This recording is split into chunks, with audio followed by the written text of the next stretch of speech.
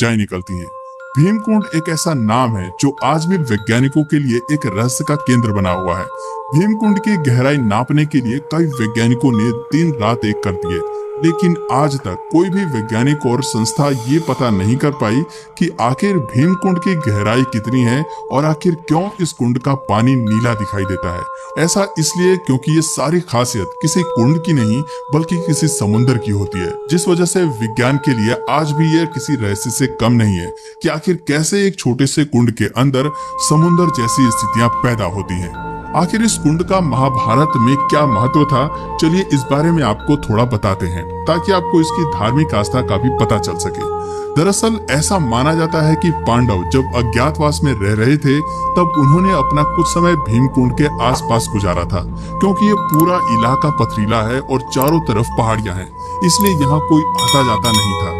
कहते हैं कि कई दिनों तक घूमते घूमते द्रौपदी को जब प्यास लगी तो पांडवों ने इधर उधर पानी की तलाश की, लेकिन आखिरकार जब उन्हें कहीं पर भी पानी नहीं मिला तो भीम ने अपनी गदा से एक चट्टान में जोरदार प्रहार किया और उसके नीचे से एक बड़ा सा जलाशय निकला। मगर उस जलाशय के अंदर जाने के लिए कोई रास्ता नहीं था और इसलिए अर्जुन ने अपने बाणों का प्रयोग करते हुए वहां एक रास्ता बनाया और इस तरह न सिर्फ द्रौपदी ने बल्कि पांचों पांडवों ने भी अपनी प्यास बुझाई। और चूंकि ये कुंड भीम द्वारा बनाया गया था इसलिए इसे भीम कुंड कहा जाता है। भीम कुंड 40 से 80 मीटर चौड़ा है और ये कुंड देखने में बिल्कुल एक गदा के जैसा दिखाई देता है।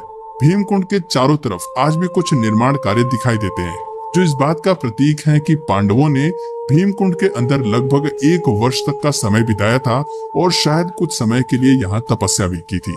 ऐसा कहा जाता है कि जब भी किसी तरह की कोई प्राकृतिक आपदा जैसे बाढ़, भूकंप या सुनामी आने वाली होती है तो इस कुंड के जल का स्तर अपने आप बढ़ने लगता है और यहाँ के लोग इस संकेत को देखकर समझ जाते हैं कि जल्द ही कहीं न कहीं प्रकृति का प्रकोप बरसने वाला है।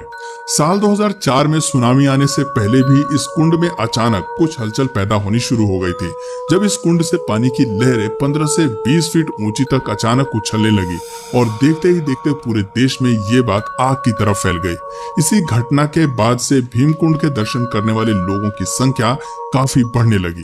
कुछ दिनों बाद देश विदेश की मीडिया और दुनिया भर के वैज्ञानिक भी यहाँ पहुंच गए, जिसके बाद भीमकुंड पर शोध शुरू किए गए कि आखिर कैसे इस कुंड में समुद्र की तरह हलचल हो रही है। हैरानी की बात तो ये है कि वैज्ञानिक कई दिनों तक इस कुंड की गहराई को नापने की कोशिश करते रहे और कई गोताखोरों ने कुंड के अंदर जाकर देखा, पर लगभग 22 फीट पानी के अंदर जाने के बाद वो लोग आगे नहीं जा पाए, जैसे कोई ताकत उन्हें आगे जाने से रोक रही है। एक बार तो एक विदेशी वैज्ञानिक ने कुंड की गहराई का पता करने के लिए 200 मीटर पानी के अंदर तक कैमरा भेजा था, लेकिन फिर भी इसकी गहराई का पता नहीं चल पाया। वैज्ञानिकों का कहना था कि इसकी गहराई नापना संभव नहीं है।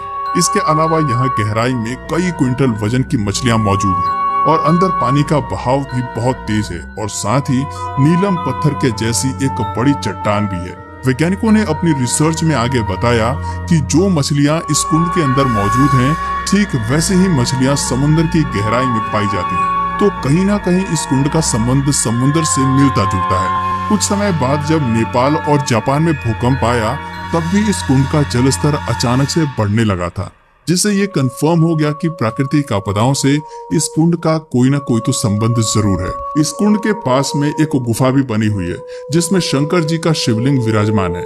यहाँ पर आने वाले लोग इन्हीं की पूजा करते हैं। ऐसी भी मान्यता है कि इस कुंड में स्नान करने से सभी प्रकार के रोग दूर हो जाते हैं, इसलिए लोग इस कुंड का जल बोतल में भर कर ले जाते हैं, क्योंकि ऐसा भी कहा जाता है कि इस कुंड का पानी गंगा जल के समान पवित्र है। ऐसा कई सालों में देखा गया है कि गंगा के जल की तरह ही भीमकुंड के जल में भी कभी कीड़े नहीं पड़ते, बल्कि हिमालय पर्वत से कोई भी संबंध न होने के बावजूद इसका जल हिमालय से निकलने वाली गंगा की तरह ही मिनरल वाटर जैसा होता है।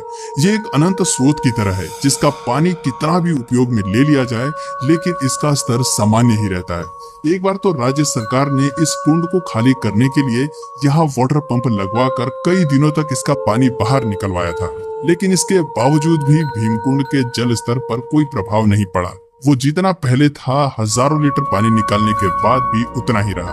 आमतौर पर ठहरा हुआ पानी गंदा हो जाता है, लेकिन भीमकुंड का पानी ठहरा हुआ होने के बावजूद भी बिल्कुल साफ और पारदर्शी है, इसलिए लोग इसका प्रयोग पीने के लिए करते हैं। इस कुंड के अद्भुत जल के विषय में एक और चीज कही जाती है कि चाहे पीने वाले व्यक्ति को कितनी भी प्यास लगी हो, अगर इस कुंड का मात्र 3 बूंद जल भी उसने ग्रहण कर लिया तो इंसान की पूरी प्यास बुझ सकती है। इस कुंड से जुड़ी हुई एक और हैरान करने वाली बात यह है कि इसमें डूबने वाले व्यक्ति का मृत शरीर कभी नहीं मिल पाता। आमतौर पर जब भी कोई व्यक्ति पानी में डूब जाता है तो कुछ वक्त के बाद उसका शरीर फूलकर पानी की सतह पर तैरने लगता है, लेकिन इस कुंड में आज तक जो भी डूबा है उसका शरीर कभी भी बाहर नहीं आया है और गोताखोरों द्वारा कुंड के अंदर जाकर ढूंढने पर भी किसी का शव नहीं मिला। लोगों का मानना है कि ऐसा इसलिए होता है क्योंकि इस कुंड में कोई तल नहीं है और यही कारण है कि इसमें डूबने वाला व्यक्ति सदा के लिए अदृश्य हो जाता है, जैसे वो वहाँ पर कभी था ही नहीं। जैसे कि इन तस्वीरों में आप देख सकते हैं कि भीम कुंड एक गुफा के अंदर बना हुआ है और यहाँ तक जाने के लिए गुफा में सीढ़ियां बनी हुई हैं। इस कुंड के अंदर पानी में जब सूर्य की किरणें पड़ती हैं तब पानी में इंद्रधनुष बनते हैं और वो दृश्य बेहद मनोरम होता है। वैज्ञानिकों ने जब इस कुंड की गहराई नापने का प्रयास किया तो उन्हें कुंड के भीतर 2 बड़े कुएं जैसे मिले, जिन्हें देखकर ऐसा लग रहा था जैसे कुंड के भीतर एक और बड़ा सा कुंड है। उनका मानना है कि इनमें से एक कुएं से जल आता है और दूसरे कुएं की मदद से बाहर निकल जाता है।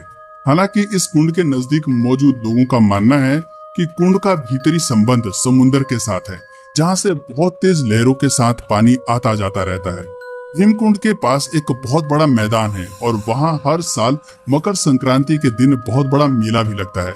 ऐसी मान्यता है कि 18वीं सदी के अंतिम दशक में बिजावर रियासत के महाराजा ने इस स्थान पर मकर संक्रांति के दिन मेले का आयोजन किया था और तब से आज तक मेले की ये परंपरा वर्तमान समय में भी मौजूद है और हर साल इस दिन काफी संख्या में लोग यहाँ आते हैं। इस कुंड के पानी का स्रोत क्या है, इसकी गहराई कितनी है और वैज्ञानिक आखिर इसका छोर क्यों नहीं खोज पा रहे हैं और वो कौन सी अदृश्य शक्ति है जो गोताखोरों को भी यहाँ नीचे जाने से रोकती है। ऐसे कई सवाल हैं जो इस कुंड को घेर कर रखते हैं, मगर इनका जवाब किसी के पास नहीं है। बस इतना ही नहीं, बल्कि इसी की तरह भारत में और भी काफी सारे कुंड हैं जो इससे भी कई गुना रहस्यमयी हैं। तो अगर आपको उनके बारे में जानना है तो हमें नीचे कमेंट करके जरूर बताइए। और अगर इस वीडियो से आपको कुछ नया जानने या सीखने को मिला या फिर इंटरेस्टिंग लगा तो प्लीज इस वीडियो को एक लाइक करके अपने फ्रेंड्स और फैमिली में से जरूर शेयर करें। और यदि आप इस चैनल पर नए हैं तो प्लीज इस चैनल को सब्सक्राइब करके बेल नोटिफिकेशन